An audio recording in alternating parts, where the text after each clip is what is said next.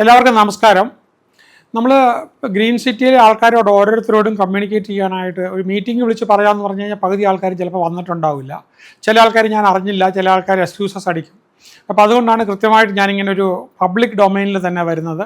അപ്പോൾ നിങ്ങളുടെയൊക്കെ പേര് പറയുന്നതിനകത്ത് മിസ്റ്റേക്ക് വല്ലതും ഉണ്ടെങ്കിൽ ക്ഷമിക്കണം. ആ മിസ്റ്റേക്ക് ഉണ്ടെങ്കിൽ അത് പറഞ്ഞ് ഓഫീസ് ബോധ്യപ്പെടുത്തി അത് ഡിലീറ്റ് ചെയ്യുകയോ മോഡിഫൈ ചെയ്യുകയോ ചെയ്യാനാണെങ്കിൽ എന്താണ് എനിക്ക് കിട്ടിയിരിക്കുന്ന ഇൻഫർമേഷൻ വെച്ചിട്ടാണ് ഞാൻ പറയുന്നത്.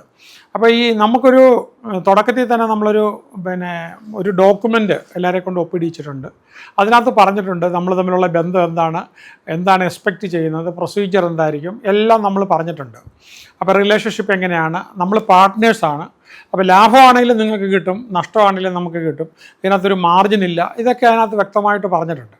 അപ്പോൾ പക്ഷേ ഇതിനകത്ത് നിങ്ങൾ ഒരുപാട് പേര് കരുതിയത് ഈ പാർട്ട്നേഴ്സായിട്ടല്ല, അലോട്ടീസ് ആയിട്ടാണ്. 8 സെൻറ്റിൻ്റെ അലോട്ട്മെൻറ്റ് കിട്ടിയതായിട്ടാണ് ഒത്തിരി പേര്. അപ്പോൾ ഞങ്ങൾ കാശ് കൊടുത്തിട്ട് വാങ്ങിച്ചു. അപ്പോൾ കാശ് കൊടുത്തതുകൊണ്ട് ഞാനിതെല്ലാം ചെയ്തു തരാനായിട്ട് എനിക്കൊരു ഉത്തരവാദിത്വം ഉണ്ടെന്നൊരു തോന്നൽ തെറ്റാണത്. അങ്ങനെയല്ല ഉത്തരവാദിത്വം. ചെയർമാൻ എന്ന് പറഞ്ഞാൽ ഈ പറഞ്ഞ അതിൻ്റെ മീറ്റിംഗ് ചെയർ ചെയ്യുക എന്നുള്ളത് മാത്രമേ ഉള്ളൂ. പിന്നെ ഡിസ്പ്യൂട്ട് ഉണ്ടെങ്കിൽ വോട്ടിനിടുക, ഇങ്ങനെയുള്ള കാര്യങ്ങൾ മാത്രമേ ചെയ്യാനുള്ളൂ. അല്ലാതെ ഞാനൊരു എക്സിക്യൂഷൻ അല്ല ചെയ്യേണ്ടത്. അപ്പോൾ ഇവിടെ നമുക്ക് പ്രോഫിറ്റ് ഇല്ലാതെ ചെയ്തതായതുകൊണ്ട് അതിന് എത്ര മുന്നോട്ട് പോയി കഴിഞ്ഞാലും ഇത് തന്നെയാണ് അതിൻ്റെ നിയമം. അത് നമ്മളപ്പോൾ ബഹളം കൂട്ടിയാലോ ഇനിയിപ്പം ഈ പിന്നീടുള്ള പൈസ തരാതിരിക്കാൻ വേണ്ടിയിട്ട് ആൾക്കാർ പറയുന്നൊരു കാര്യമുണ്ട്. ഞങ്ങൾ നേരത്തെ ഒരു എമൗണ്ട് തന്നോ, അമ്യൂണിറ്റീസിനുള്ള പൈസ തന്നു, ഇനിയൊന്നും തരാനായിട്ട് ഇനി 5 പൈസ മുടക്കില്ല എന്നൊക്കെ പറയുന്നുണ്ട്. അത് നിലനിൽക്കത്തില്ല. കാരണം സാലറി എല്ലാം ഔട്ട്സ്റ്റാൻഡിംഗ് ആയിട്ട് നിൽക്കുകയാണ്. ഓപ്പറേഷണൽ എക്സ്പെൻഡിച്ചർ നമുക്ക് വലിയ കൺസേൺ ആയിട്ട് നിൽക്കുന്നുണ്ട്. അപ്പോൾ ഈ ട്രസ്റ്റീസിൻ്റെ ഡ്യൂട്ടി എമൗണ്ട് കിട്ടാനുണ്ടെങ്കിൽ അത് ട്രസ്റ്റിൻ്റെ പ്രോപ്പർട്ടിയാണ്. അത് എങ്ങനെയാണെങ്കിലും അത് കേസ് കൊടുത്ത് എങ്ങനെയാണെങ്കിലും എടുക്കണം. അപ്പം ഞാനിപ്പം ഈ 2 വർഷമായിട്ടുള്ളതിനകത്ത് ഭയങ്കരമായ കടം വന്നിരിക്കുന്ന അവിടെ. അപ്പോൾ ഇതിപ്പോൾ ഞാനൊരു കാര്യം ചെയ്യാൻ പോവുക. ഞാനിപ്പോൾ പേര് വായിക്കാം, പേയ്മെൻറ്റ് തരാനുള്ള ആൾക്കാർ, എന്നിട്ട് പേയ്മെൻറ്റ് കൂട്ടാക്കാത്ത ആൾക്കാരുടെ പേയ്മെൻറ്റ് വായിച്ചതിന് ശേഷം അത് ഡ്യൂസ് ഒരാഴ്ചക്കകത്ത് ക്ലിയർ ചെയ്യാൻ പറ്റുമെന്നുണ്ടെങ്കിൽ ക്ലിയർ ചെയ്യണം. അതിനുശേഷം എനിക്ക് നിങ്ങളുടെ പുറകെ ചോദിച്ചുകൊണ്ട് നടക്കാൻ പറ്റില്ല. വക്കീൽ നോട്ടീസ് അയക്കുക, അത് കഴിഞ്ഞ് നമ്മുടെ നിയമത്തിൽ പറഞ്ഞിരിക്കുന്ന ആർബിട്രേഷൻ കൊടുക്കുക എന്നുള്ളതാണ്. ആർബിട്രേഷൻ കൊടുക്കുമ്പോഴത്തെ അതിൻ്റെ ചിലവും കൂടി അവരവർ തന്നെ വഹിക്കേണ്ടതായിട്ട് വരും. ആർബിട്രേഷൻ കൊടുത്തിട്ട് ആർബിട്രേഷനിൽ തീർന്നില്ലെങ്കിൽ സിവിൽ സ്യൂട്ട് കൊടുക്കുക. ഒരു 2 വർഷം വരെ അങ്ങനെ അങ്ങോട്ട് പോകും. പക്ഷേ നമ്മൾ എഴുതി വെച്ചേക്കുന്നതനുസരിച്ച് അവസാനം സിവിൽ കോടതി തീരുമാനമാകുകയും ഉത്തരവാകുകയും ചെയ്യും. അങ്ങനെ പോയില്ലെങ്കിൽ നമുക്ക് ആ ടൗൺഷിപ്പ് നടത്തിക്കൊണ്ട് പോകാനായിട്ട് പറ്റത്തില്ല. അപ്പോൾ എന്തൊക്കെയാണ് നമ്മൾ ആ പ്രൊവിഷനകത്ത് എഗ്രിമെൻറ്റിനകത്ത് വെച്ചേക്കുന്ന പ്രൊവിഷൻസ് ഞാൻ അത് സാമ്പിളായിട്ട് ഒന്നും കൂടെ ഇടാം. ആരുടെയും ഒരാളുടെ അടുത്തായിരിക്കും ഇടുന്നത്. അത് നോക്കിയതിന് ശേഷം നിങ്ങൾ വീണ്ടും അത് വായിക്കുക. അതെല്ലാവരെ കണ്ടും ഒപ്പിട്ട് വാങ്ങിച്ചിട്ടുള്ളതാണ്. അതാണ് നിലനിൽക്കുന്ന ഡോക്യുമെൻറ്റ്. അപ്പോൾ അങ്ങനെ നമുക്കൊരു എഗ്രിമെൻ്റ് ഉണ്ട്. പിന്നെ നമ്മൾ ആധാരം എഴുതിയേക്കുന്നതിനകത്ത് ട്രസ്റ്റിൻ്റെ അതാത് സമയത്ത് ഫീസ് കൊടുത്തില്ലെങ്കിൽ ഇത് നമുക്ക് ആ പ്രോപ്പർട്ടി അറ്റാച്ച് ചെയ്യാമെന്നുള്ളതും പ്രോപ്പർട്ടിയുടെ മുകളിൽ ചാർജ് ഉണ്ടെന്നുള്ളത് വളരെ കൃത്യമായിട്ട് പറയുന്നുണ്ട്. അപ്പോൾ അതുകൊണ്ട് നമുക്ക് അത് കൊടുത്തേ പറ്റുള്ളൂ. ഓക്കെ. അപ്പം മീറ്റിങ്ങിൽ പാർട്ടിസിപ്പേഷൻ ഇല്ല എന്നും പറഞ്ഞ് നമുക്കതല്ല ഇനി വരാതിരിക്കുന്നു, അങ്ങോട്ട് നോക്കാതിരിക്കുന്നു എന്നൊന്നും പറഞ്ഞു കഴിഞ്ഞാൽ ഒരു കമ്മ്യൂണിക്കേഷൻ ഗ്യാപ്പ് വന്നു എന്ന് പറഞ്ഞ് തീരുവല്ല നിൽക്കുന്നത്. അപ്പോൾ ഇവിടെ നിങ്ങളെല്ലാം പാർട്ട്നേഴ്സായിട്ടാണ്. കേരളത്തിൽ എന്താണ് ഈ പാർട്ട്ണർഷിപ്പ് സക്സസ്ഫുൾ ആകുന്നതെന്ന് വെച്ചാൽ ആരും ഉത്തരവാദിത്വം എടുക്കത്തില്ല. ഇങ്ങനെ വരുമ്പോൾ നിങ്ങൾ ചെയ്തോ എന്നിട്ട് ഉഴപ്പിക്കൊണ്ടിരിക്കും. അപ്പോൾ ആ സംഭവമാണ് ഇവിടെ സംഭവിക്കുന്നത്. അപ്പോൾ ഇവിടുത്തെ ഒരു കാര്യം എന്ന് പറഞ്ഞാൽ അവിടെ നടന്നിട്ടുള്ള ഈ സത്യങ്ങൾ മുഴുവനും ഇത് റിപ്പോർട്ടായിട്ടും കോടതി വെർഡിക്റ്റൊക്കെ വന്ന് ആൾക്കാർക്ക് ബോധ്യമാകണമെങ്കിൽ വർഷം എടുക്കും. അപ്പോൾ ഈ സത്യം തെളിയിക്കപ്പെടാനായിട്ട് വർഷങ്ങളെടുക്കും. പക്ഷേ നെഗറ്റീവ്സ് ആണെങ്കിൽ വളരെ ക്വിക്കായിട്ട് സ്പ്രെഡ് ചെയ്ത് കഴിയും. ഇപ്പോൾ അതാണ് സംഭവിച്ചേക്കുന്നത്. അപ്പോൾ ഈ പിന്നീടുള്ള പൈസകൾ കൊടുക്കാതിരിക്കാൻ ആൾക്കാർ വളരെ ഇതായിട്ട് അവിടെ ഒരുപാട് കറപ്ഷൻ നടന്നു എന്ന് പറഞ്ഞങ്ങ് പരത്തി. ഇനിയിപ്പോൾ എനിക്കത് തെളിയിക്കാതിരിക്കാൻ പറ്റില്ല. അപ്പോൾ അങ്ങനെ വരുമ്പോഴത്തേക്കും എല്ലാവരും അത് ബോധ്യപ്പെടേണ്ടതായിട്ട് വരും. അപ്പോൾ മാറി നിൽക്കുകയോ വരാതിരിക്കുന്നതുകൊണ്ട് പ്രശ്നം അവിടെ തീരത്തില്ല. അപ്പം നമ്മളെ സംബന്ധിച്ചിടത്തോളം നമുക്ക് ഈ പ്രോപ്പർട്ടി തന്നത് നിങ്ങൾക്ക് നോക്കിയാൽ മതി. ആർക്ക് തന്നതിനകത്തും 32 lakhs തന്നേക്കുന്നത്. അത് കഴിഞ്ഞ് പ്രോപ്പർട്ടി പോയിട്ടില്ല.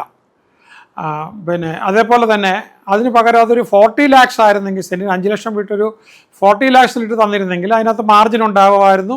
ആ മാർജിൻ ട്രസ്റ്റിൻ്റെ വരുമാനമായിട്ട് വെച്ചുകൊണ്ട് തീർച്ചയായിട്ടും നമുക്കിതെല്ലാം നടത്താൻ പറ്റുമായിരുന്നു. പിന്നെ നമ്മൾ കറക്റ്റ് എമൗണ്ട് മാത്രം എടുത്ത്. അപ്പോൾ ഒരു കാര്യം മനസ്സിലാക്കേണ്ട കാര്യം, നമ്മൾ ഈ പ്രോപ്പർട്ടി നിങ്ങളുടെയൊക്കെ പേരിൽ എഴുതി തരുമ്പം അവിടെ ഉണ്ടായിരുന്ന ബില്ലുകൾ പൂർണ്ണമായിട്ട് സെറ്റിൽ ചെയ്തിരുന്നില്ല. ഒരുപാട് ബില്ലുകൾ വീണ്ടും സെറ്റിൽ ചെയ്യാതിനുള്ള സമയത്താണ് നമ്മൾ ഈ 6 ലക്ഷം രൂപ വെച്ച് വാങ്ങിച്ച് വേറെ അക്കൗണ്ട് ബാലൻസ് ഇല്ലാത്ത രീതിയിലാണ് ചെയ്തത്. അപ്പോൾ ഒരു നോൺ പ്രോഫിറ്റ് മോഡലാണ് ചെയ്തത്.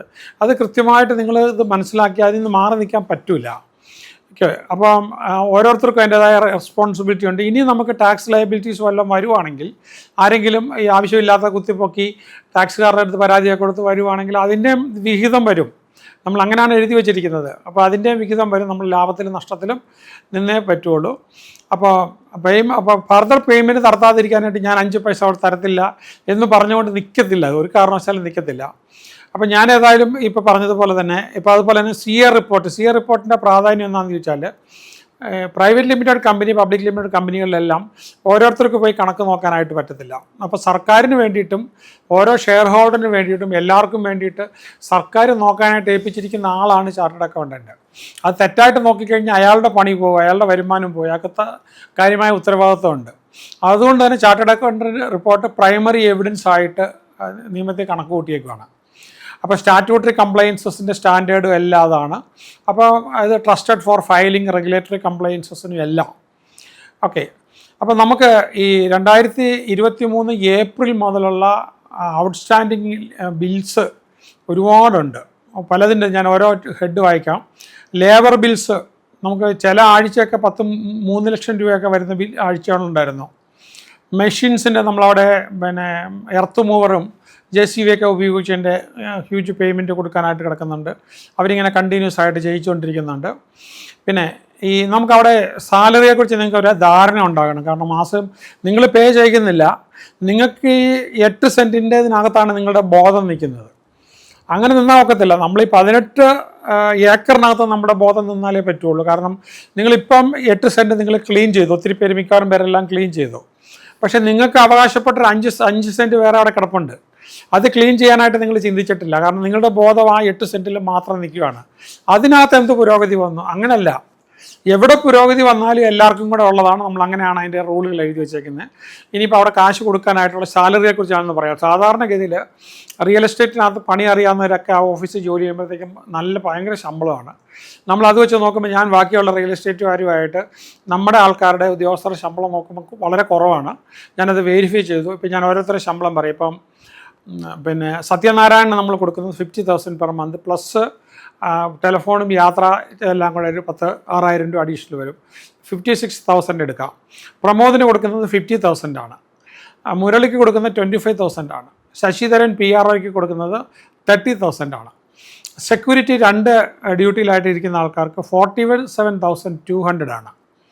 പിന്നെ നമ്മുടെ ഓഫീസിൽ 2 അഡ്വക്കേറ്റ്സ് ഉണ്ടായിരുന്നു. ഇപ്പോൾ നമ്മൾ ഒരു അഡ്വക്കേറ്റായിട്ട് നിർത്തിയേക്കുകയാണ്. വിഷ്ണുവിന് നമ്മൾ കൊടുക്കുന്നത് 20,000 ആണ്. ബൈനയ്ക്ക് കൊടുക്കുന്നത് 20,000 ആണ്. ഇലക്ട്രിസിറ്റി ബില്ല് 3 കണക്ഷനാണ് നമുക്കവിടെ ഉള്ളത്. 3 ഫേസ് ആണ്. കൊമേഴ്ഷ്യൽ ചാർജാണ്. ഏറ്റവും ചുരുങ്ങിയത് അത് 15,000 വരും. പിന്നെ നമ്മളിപ്പോൾ ഒന്നും ഇല്ലാത്ത സമയത്ത് പോലും ബാക്കി അവിടെ ചേരിങ്കിൽ ലേബർ പേയ്മെൻറ്റ് ആഴ്ച നമുക്ക് എങ്ങനെയാണെങ്കിലും 30,000 വരും. പിന്നെ അപ്പം മന്ത്ലി എക്സ്പെൻസസ് ഈ മോളിൽ പറഞ്ഞ എല്ലാം കൂടെ കണക്കൂട്ടും മിനിമം മന്ത്ലി എക്സ്പെൻസസ് അപ്രോക്സിമേറ്റ്ലി നമുക്കൊരു 3 lakhs വരും. 2,93,200 ഇപ്പോൾ കൂട്ടിയത്. അതെല്ലാം എക്സ്ട്രാ വരും വീണ്ടും. പിന്നെ നമുക്ക് അഡീഷണൽ ഫൈനാൻഷ്യൽ ബർഡൻസ് ആയിട്ട് വരുന്നത് നമുക്ക് ഈ ഹെവി ലീഗൽ എക്സ്പെൻസസ് ആണ്. 36 കേസസ് നമ്മൾ ഡിഫെൻഡ് ചെയ്യേണ്ടതായിട്ട് വന്നു ഈ കഴിഞ്ഞ 1 വർഷം കൊണ്ട്. അപ്പോൾ അതുപോലെ തന്നെ ആർക്കിടെക്റ്റിന് നമ്മൾ ചോദിക്കുമ്പോൾ എല്ലാ റിപ്പോർട്ട് തരികയും എല്ലാം നമുക്ക് കൺസൾട്ടൻസി തന്നുകൊണ്ടിരിക്കുന്നതിന് കീർത്തി സാറിന് ഔട്ട്സ്റ്റാൻഡിംഗ് ആയിട്ട് ഇനിയും നമ്മൾ 10 ലക്ഷം രൂപ കൊടുക്കാനായിട്ട് കിടക്കുകയാണ്. അതേപോലെ തന്നെ അപ്പോൾ അങ്ങനെ നമ്മൾ ഇയർലി കാൽക്കുലേറ്റ് ചെയ്യുമ്പോൾ നമുക്കൊരു 35-40 ലക്ഷം രൂപയോളം നമുക്ക് ആനുവലി തന്നെ വരുന്നുണ്ട്. അതുകൂടാതെ CAയുടെ ചാർജ്, കമ്പനി സെക്രട്ടറിയുടെ ചാർജ്, ലീഗൽ ഫയലിങ്, ഇങ്ങനെയുള്ള കാര്യങ്ങളെല്ലാം. അപ്പോൾ എന്താണെങ്കിലും 35-40 ലക്ഷം രൂപയോളം ഒരു വർഷം നമ്മളൊന്നും ഇല്ലാതെ അങ്ങനെ വളരെ ഇതായിട്ട് പോയാൽ പോലും നമുക്ക് ചിലവ് വരും.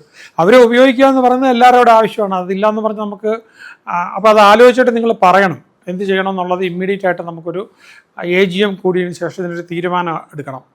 അതുപോലെ തന്നെ നമുക്ക് ഇപ്പോഴത്തെ അവസ്ഥയെന്ന് പറഞ്ഞാൽ 1 മാസത്തെ കാര്യം പോലും നമുക്ക് മുന്നോട്ട് ഇനി പൈസ വരാതെ കൊണ്ടുപോകാനായിട്ട് പറ്റത്തില്ല. നമ്മൾ ഇടയ്ക്ക് അന്ന് കഴിഞ്ഞ AGM കൂടിയപ്പോഴത്തേക്ക് നമ്മൾ തീരുമാനിച്ചത് 2,000 രൂപ പെർ മന്ത് കൊടുക്കുക എന്നുള്ളതാണ്. അപ്പോൾ 3-4 പേര് കൊടുത്തു, പിന്നെ ആരും കൊടുക്കാൻ ഉണ്ടായില്ല. ഇപ്പോൾ അത് എന്തായാലും നമുക്കൊരു 3,000 രൂപയെങ്കിലും ആയിട്ട് ഉയർത്തിയാലേ പറ്റുള്ളൂ. അപ്പോൾ 100 ഒക്കുപൻസ് ഉണ്ടെങ്കിൽ നമുക്ക് 3 ലക്ഷം രൂപ മന്ത്ലി വന്നാലേ മുന്നോട്ട് പോകാൻ പറ്റുള്ളൂ. ഇപ്പം ഞാൻ ചെയ്തുകൊണ്ടിരിക്കുന്ന കാര്യം എന്ന് പറഞ്ഞു കഴിഞ്ഞാൽ അതിനകത്തുള്ളത് പറഞ്ഞാൽ കേൾക്കുന്ന ആൾക്കാരുടെ കയ്യിൽ നിന്ന് ബോറോ ചെയ്യുകയാണ്. ഫോർ എക്സാമ്പിൾ പറയുകയാണെങ്കിൽ ലെനീഷിൻ്റെ അവിടുത്തെ കാര്യങ്ങൾക്ക് വേണ്ടിയിട്ട് ലെനീഷിൻ്റെ കയ്യിൽ നിന്ന് ഞാൻ പലപ്പോഴായിട്ട് 10 ലക്ഷം രൂപ വാങ്ങിച്ചിട്ടുണ്ട്. അപ്പോൾ ഡോക്ടർ ജയരാജൻ്റെയും പിന്നെ അദ്ദേഹത്തിൻ്റെ ഭാര്യ സംസ്കൃത കോളേജിലെ പ്രൊഫസറാണ്. അവർക്ക് റിട്ടയർ ചെയ്ത് കിട്ടുന്ന അവരുടെ പെൻഷനൊക്കെ നമ്മൾ കഴിവതും എല്ലാ മാസവും അവിടെ നിന്ന് ചാർജ് ചെയ്തതിനകത്തോട്ട് കൊടുത്തുകൊണ്ടിരിക്കുമായിരുന്നു. ഇനി നമുക്ക് അപ്പോൾ ഇതൊക്കെ ആണെങ്കിലും വേറൊരു കാര്യം നിങ്ങൾ അറിയേണ്ട കാര്യം, നമ്മൾ ഈ മൊത്തം 18 ഏക്കറിന് നമ്മളൊരു ഡെവലപ്മെൻറ്റ് പെർമിറ്റ് കൊടുത്തിട്ട് അത് ചീഫ് സെക്രട്ടറിയുടെ അടുത്തൊക്കെ പോയി നമ്മൾ സിംഗിൾ വിൻഡോയിലൊക്കെ വന്നു കഴിഞ്ഞപ്പോൾ ലാസ്റ്റ് വന്നപ്പോൾ നമുക്ക് അങ്ങനെ അതൊരു സിംഗിൾ ഡെവലപ്മെൻറ്റ് പെർമിറ്റായിട്ട് ചെയ്യാൻ പറ്റത്തില്ലായിരുന്നു. കാരണം എന്താണെന്ന് വെച്ചാൽ നമ്മൾ തിരിച്ചു വന്നു കഴിഞ്ഞപ്പോഴത്തേക്കും 90 പ്ലോട്ടുകളായിട്ട് മുറിഞ്ഞു പോയി. ഓക്കെ, അപ്പോൾ അങ്ങനെ പ്ലോട്ടുകളായിട്ട് മുറിഞ്ഞു പോയി കഴിഞ്ഞപ്പോഴത്തേക്ക് അത്രയും പ്ലോട്ടുകളും ഓരോരുത്തരുടെ പേരിൽ കരമടച്ച് ഓരോരുത്തരുടെ പേരിൽ ഫീസ് ഒടുക്കി അപ്പോൾ നിങ്ങളുടെ എല്ലാ പേരുകൾ ഉൾപ്പെടുത്തിയാണ് നമ്മൾ ഡെവലപ്മെൻറ്റ് പെർമിറ്റ് എടുത്തിരിക്കുന്നത്. കിട്ടിയിട്ടുള്ള ഡോക്യുമെൻ്റ് നോക്കിയാൽ മതി. അപ്പോൾ അന്ന് കൊടുക്കേണ്ടിയിരുന്നത് നമുക്ക് ഒരാൾക്ക് 20,000 രൂപ വെച്ച് കൊടുക്കണമായിരുന്നു. ആ 20,000 രൂപ ഒത്തിരി പേര് തന്നു ആൾക്കാർ, അവർ ഭയങ്കര ഡീസൻ്റാണ്, അവരെ കൺഗ്രാജുലേറ്റ് ചെയ്യണം. പക്ഷേ ഇപ്പോഴും തരാനുള്ള ആൾക്കാർ ഇതിനകത്ത് പേരിൽ തെറ്റുണ്ടെങ്കിൽ നിങ്ങൾ പിന്നെ ഓഫീസുമായിട്ട് ബന്ധപ്പെട്ട് കറക്റ്റ് ചെയ്തോണം. എനിക്ക് തന്നിരിക്കുന്ന കണക്കുകളനുസരിച്ച് പിന്നെ പ്ലോട്ട് 2 മിസ്റ്റർ തോമസ് 20,000 രൂപ തരാനുണ്ട്, സൗമ്യ ആൻഡ് മാത്യു 20,000 രൂപ തരാനുണ്ട്, ബീന രാജൻ 20,000 തരാനുണ്ട്, അതുപോലെ തന്നെ അഡ്വക്കേറ്റ് ഷിബു ജോർജ് 20,000 തരാനുണ്ട്, ശ്രീനിവാസൻ 20,000 രൂപ തരാനുണ്ട്, നിഷ കെ 20,000 രൂപ തരാനുണ്ട്, അപ്പോൾ ശിവകുമാർ 20,000 രൂപ തരാനുണ്ട്, അമീൻ ഇസ്ലാമി 20,000 രൂപ തരാനുണ്ട്. അതുപോലെ പിന്നെ ഇസ്ലാമിയുടെ അമീൻ ഇസ്ലാമിയുടെ പിന്നെ അടുത്ത പ്ലോട്ടിന് അതിന് 20,000 രൂപ തരാനുണ്ട്, നിഷാവ് മൊയ്തീൻ കുട്ടി 20,000 രൂപ തരാനുണ്ട്, ഷിമാസ് മുഹമ്മദ് 20,000 രൂപ തരാനുണ്ട്, റെനി വിനേഷ് തരാനുണ്ട്, അതുപോലെ നസീഫ് 20,000 രൂപ തരാനുണ്ട്, അതുപോലെ തന്നെ പിന്നെ വിനീഷ് തരാനുണ്ട്, അതുപോലെ പിന്നെ മുഹമ്മദ് അലി ഷെറീഫ് തരാനുണ്ട്, അതേപോലെ തന്നെ ദേവാനന്ദൻ തൈൽ ഭാര്യ ശ്രീലത 20,000 തരാനുണ്ട്, അശോക് 20,000 തരാനുണ്ട്, അശോകിൻ്റെ രണ്ടാമത്തെ പ്ലോട്ട് 62 വീണ്ടും 20,000 രൂപ തരാനുണ്ട്, മുഹമ്മദ് മുസ്താഖ് തരാനുണ്ട്, ഇനി അതുപോലെ തന്നെ സോണി തരാനുണ്ട്, ബിനീഷ് 20,000 ഒരു പ്ലോട്ടിൻ്റെ, 66 വീണ്ടും വേറൊരു പ്ലോട്ടിൻ്റെ, ഹണി 67 ഒരു പ്ലോട്ടിൻ്റെ 20,000, പ്രീതി പിന്നെ 68 പ്ലോട്ടിൻ്റെ 20,000, ഇപ്പോൾ Deepa Thomas 20,000 and James Joseph 20,000, Sayooj 20,000, പിന്നെ അശ്വതി 112 20,000, പിന്നെ അബ്ദുൽ ഷഹീദ് 20,000. അതേപോലെ തന്നെ അപ്പോൾ ഇപ്പോൾ ഇതിനകത്തൊരു കാര്യമെന്ന് പറഞ്ഞു കഴിഞ്ഞാൽ ഈ 36 പേർ ഓൾറെഡി അവർ 20,000 വെച്ച് അടച്ചു കഴിഞ്ഞു. നമ്മൾ ട്രസ്റ്റ് ആ പൈസ അത്രയും മുടക്കിയതാണ്. അപ്പോൾ എന്നിട്ട് ഈ പൈസ തരാതിരിക്കുക എന്ന് പറഞ്ഞാൽ ഇപ്പോൾ നമുക്ക് ആ 20,000 രൂപ ഇപ്പോൾ 1 വർഷം കഴിഞ്ഞിട്ട് തന്നിട്ട് കാര്യമില്ല. അപ്പോൾ എന്തായാലും നിങ്ങൾ ഡ്യൂസ് തരുന്ന കൂടാതെ 25,000 ആയിട്ട് തന്നെ കൊടുക്കണം, എത്രയും പെട്ടെന്ന് തന്നെ കൊടുക്കണം. അപ്പോൾ ഞാനിപ്പോൾ ചെയ്യാൻ പോകുന്നതെന്ന് പറഞ്ഞാൽ അത് ഈ ട്രസ്റ്റി എന്നുള്ള ഡ്യൂട്ടീസ് ആൻഡ് റെസ്പോൺസിബിലിറ്റിയുടെ ഭാഗമായിട്ട് ഞാനിപ്പോൾ ഇത് ആർബിട്രേഷൻ ഇടുകയും നിങ്ങൾക്ക് വക്കീൽ നോട്ടീസ് വരികയും നിങ്ങൾ ആർബിട്രറോട് പറയാനുള്ളത് ആർബിട്രേഷൻ വരുമ്പോൾ അതിൻ്റെ ഫീസ് കൂടെ കൊടുക്കണം. അപ്പോൾ അങ്ങനെ വന്നിട്ട് നിങ്ങളത് ക്ലിയർ ചെയ്യുന്നില്ലെങ്കിൽ എല്ലാവർക്കും കൂടെ ഒറ്റ സിംഗിൾ സിവിൽ സ്യൂട്ടായിട്ട് സിവിൽ കേസ് വരണം. അപ്പോൾ സിവിൽ കേസ് വരുമ്പോഴത്തേക്ക് ഇനി എന്തായാലും ഇങ്ങനെ നീട്ടിക്കൊണ്ടുപോയി 2 വർഷത്തിനകത്തൊരു തീരുമാനമാകുമല്ലോ. അപ്പോൾ ഇത് വരണം, കാരണം അവിടെ ഒത്തിരി പേരുടെ ശമ്പളം കൊടുക്കാനുണ്ട്. അപ്പോൾ ഈ പറഞ്ഞ നമ്മുടെ എംപ്ലോയീസിൻ്റെ മിക്കവാറും പേരുടെ എല്ലാം ശമ്പളം കൊടുക്കാനുണ്ട്. ഓക്കെ, ഇനി ഞാനൊരു ഇത് പറയാം. നിങ്ങൾ ഈ പല ആൾക്കാരും അവിടെ പൈസ തരാതിരിക്കാൻ വേണ്ടിയിട്ട് അവർ ചെയ്യുന്നൊരു എക്സ്ക്യൂസ് ഉണ്ട്. കാശ് മുടക്കിയിട്ട് അവിടെ ഒന്നും കാണുന്നില്ലല്ലോ, അമ്യൂണിറ്റി എന്നൊക്കെ പറഞ്ഞ് കാശ് മുടക്കിയിട്ട്. അപ്പോൾ അമ്യൂണിറ്റി എന്ന് പറഞ്ഞ് മുടക്കിയെന്ന് പറയാൻ പറ്റത്തില്ല. കാരണം എന്നറിയോ, എല്ലാവരും വാങ്ങിച്ചേക്കുന്നത് ഈ 32 ലക്ഷം രൂപയ്ക്കകത്താണ്, ഈ 390-നകത്താണ്. അപ്പോൾ ഒറ്റ സിംഗിൾ കണക്ക് കൂട്ടലും മാത്രമേ പറ്റത്തുള്ളൂ. അപ്പോൾ എന്തായാലും ഞാൻ താഴെ പറയുന്ന ഐറ്റംസിൻ്റെ പിക്ചർ നിങ്ങൾ കണ്ടിട്ട് ഈ സാധനങ്ങളൊക്കെ അവിടെ വന്നിട്ടാണോ എല്ലാം എടുത്ത് കാണിക്കാൻ പറ്റത്തില്ല. ഇപ്പോൾ കയറി വരുന്നത് സെക്യൂരിറ്റി ഗേറ്റ്, സെക്യൂരിറ്റി ക്യാബിന്, അതുപോലെ തന്നെ പിന്നെ ഫെറസ് ടാങ്ക് വെച്ചിട്ടുണ്ട്. ലാൻഡ്സ്കേപ്പിംഗ് കയറി വരുന്നിടത്ത് ഭയങ്കര വിശാലമായിട്ട് ചെയ്തിട്ടുണ്ട്. പിന്നെ അതുപോലെ തന്നെ ഒരു 20 ഫൂട്ടിൻ്റെ ഒരു സ്റ്റോറേജ് കണ്ടെയ്നർ ഉണ്ട്. അതുപോലെ തന്നെ നമ്മൾ പിന്നെ അണ്ടർഗ്രൗണ്ട് വാട്ടർ ടാങ്ക് ഉണ്ട്. നമ്മൾ പിന്നെ ചെറുതും വലുതുമായിട്ട് 5-6 പൂളുകളുണ്ട്. അതെല്ലാം നമ്മൾ ഉണ്ടാക്കിയതാണല്ലോ. പിന്നെ എൻട്രൻസിൻ്റെ അടുത്തൊരു ഓഫീസുണ്ട്.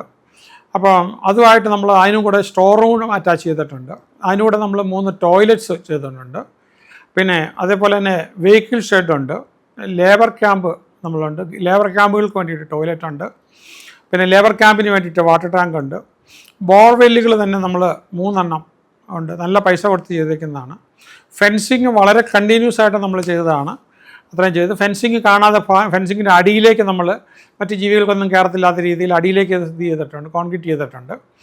അപ്പോൾ അതുപോലെ തന്നെ ഫ്ലെക്സ് ബോർഡുകൾ അവിടെ 3 ഇതെല്ലാം കാശ് പോയിട്ടുള്ളതല്ലേ. ഇനി സൈൻ ബോർഡുകൾ ഉണ്ട്, പിന്നെ റോഡ് സൈഡ് സൈൻ ബോർഡുകളുണ്ട്, പിന്നെ കണ്ടെയ്നർ ഓഫീസുകൾ നമ്മൾ വെച്ചേക്കുന്ന കണ്ടെയ്നർ ഓഫീസിൻ്റെ റൂഫിംഗ് ഉണ്ട്, ഫ്ലോറിംഗ് ഉണ്ട്, ലാൻഡ്സ്കേപ്പിംഗ് ഉണ്ട്, ഓഫീസ് ഫർണിച്ചർ ഉണ്ട്, ഫ്രിഡ്ജ് ഉണ്ട്, ഫാനുണ്ട്, ഓഫീസിൽ AC ഉണ്ട്, വാട്ടർ ടാങ്ക് ഉണ്ട്, പിന്നെ അതുപോലെ തന്നെ പാർക്കുണ്ട്, അവിടെ ഇതുണ്ട്.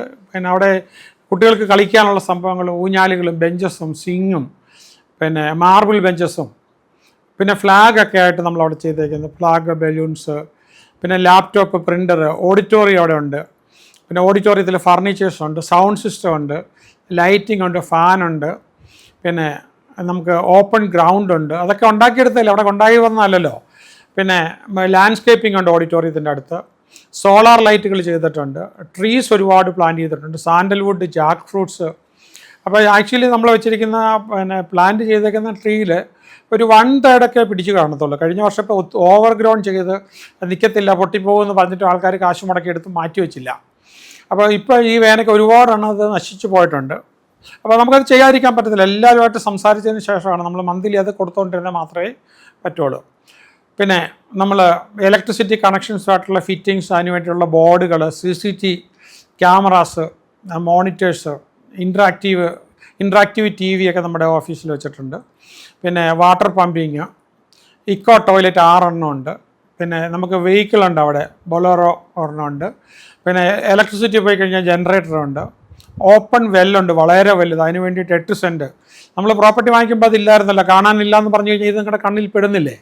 പിന്നെ അതുപോലെ തന്നെ നമ്മൾ അവിടെ അത് മെയിൻറ്റെയിൻ ചെയ്യാനായിട്ടുള്ള സ്റ്റോണുകൾ ഇട്ടേക്കുന്നത്, അതിനകത്തേക്ക് ഒരുപാട് ആഴത്തിൽ നമ്മൾ പോയിരിക്കുന്നത്. ഇനി ഇതിനിപ്പോൾ എനിക്ക് തോന്നുന്നത് വെള്ളം കൂടുതൽ കിട്ടണമെന്നുണ്ടെങ്കിൽ ഒരു 4-5 ലക്ഷം രൂപയെങ്കിലും മുടക്കി ഏറ്റവും വേനൽ കടുത്ത് നിൽക്കുമ്പോൾ അവിടെ നമ്മൾ എമർജൻസി ആയിട്ട് തന്നെ കുറച്ചുകൂടെ താക്കണം.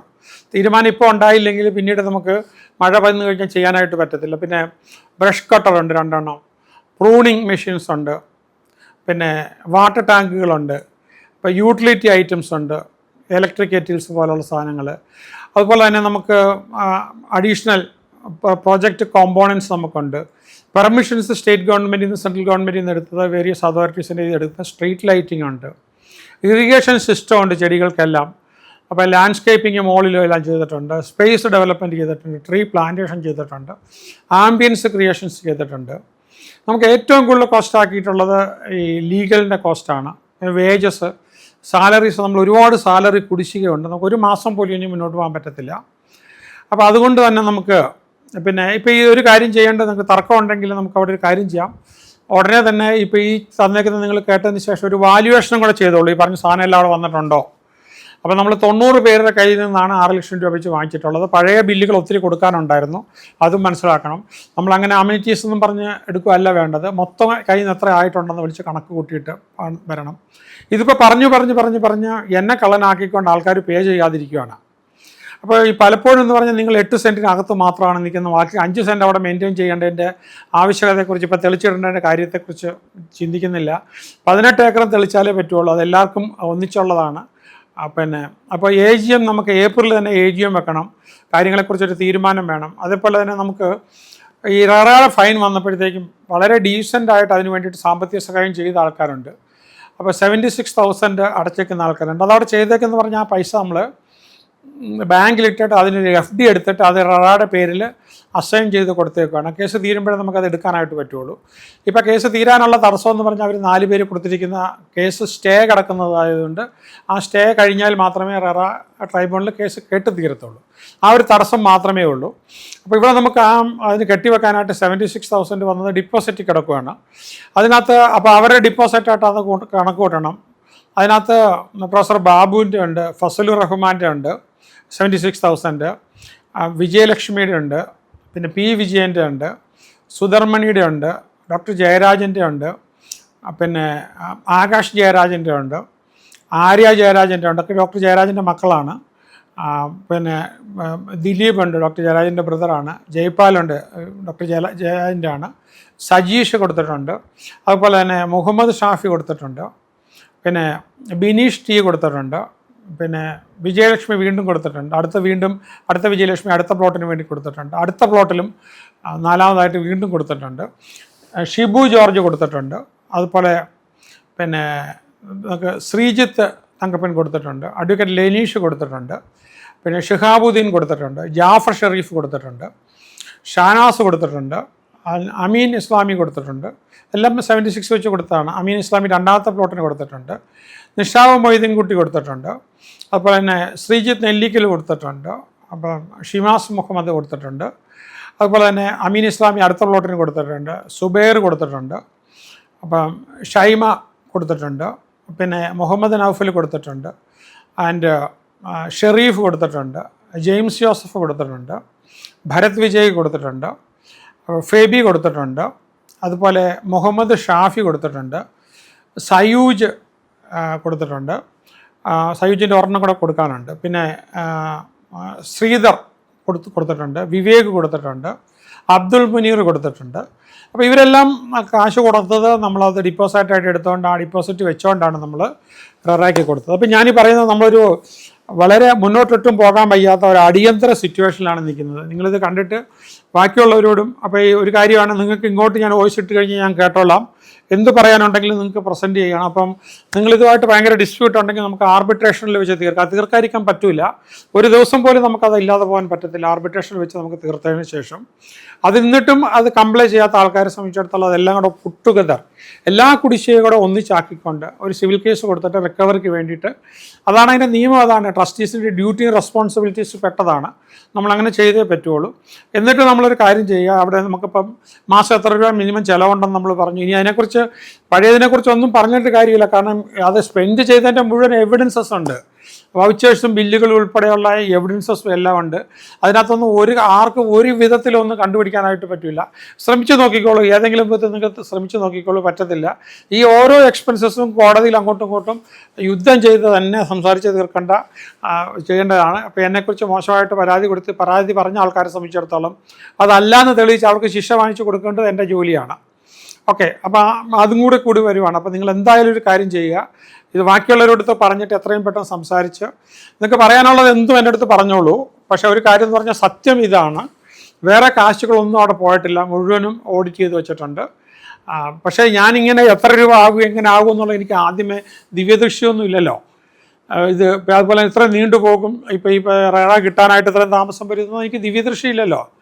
എങ്കിൽ തന്നെ ഞാൻ പറയുന്നത് അവിടെ തോന്നിവാസം ചിലവാക്കിയിട്ടില്ല. എംപ്ലോയീസിൻ്റെ സാലറി കുറവാണ്, പൊതുവെ ബാക്കി എല്ലാ ചിലവുകളും കുറച്ചാണ് ചെയ്തുകൊണ്ടിരിക്കുന്നത്. അപ്പോൾ നിങ്ങളൊരു കാര്യം ചെയ്യുക, നിങ്ങളുടെ സഹകരണം സപ്പോർട്ട് തരിക. അപ്പോൾ ഇതിനകത്ത് ഒരു സപ്പോർട്ടും തരാത്തവരെ നമുക്ക് നന്ദി കെട്ടവരും തന്നെ വിളിക്കേണ്ടി വരും. അപ്പോൾ ഇപ്പം ഞാൻ പറയുന്നത് ഇത് ലിമിറ്റഡ് സർക്കുലേഷനിലാണ് ഇത് തന്നേക്കുന്നത്. പക്ഷേ ഇത് കഴിഞ്ഞിട്ട് ഇത് വീണ്ടും അഗ്രവേറ്റ് ചെയ്ത് പോവുകയാണെങ്കിൽ എനിക്കിത് അൺലിമിറ്റഡ് സർക്കുലേഷനിലേക്ക് വന്ന് ജനം അറിയണം. കാരണം എൻ്റെ പേര് മുഴുവൻ ചീത്തയായിരിക്കുമല്ലോ. അതുകൊണ്ടാണ് ഞാൻ ഈ മാധ്യമം ഉപയോഗിക്കുന്നത്, യൂട്യൂബ് എന്ന് പറഞ്ഞ മാധ്യമം ഉപയോഗിക്കുന്നത്. എനിക്ക് ഉപയോഗിക്കാതിരിക്കാൻ പറ്റത്തില്ല, ഇല്ലെങ്കിൽ ആൾക്കാർ കൃത്യമായിട്ട് അറിയത്തില്ല. അപ്പം എല്ലാവരും സഹകരിക്കുക, ഈ പ്രൊജക്റ്റിനെ വിജയിപ്പിക്കുക, രക്ഷിക്കുക. All the best.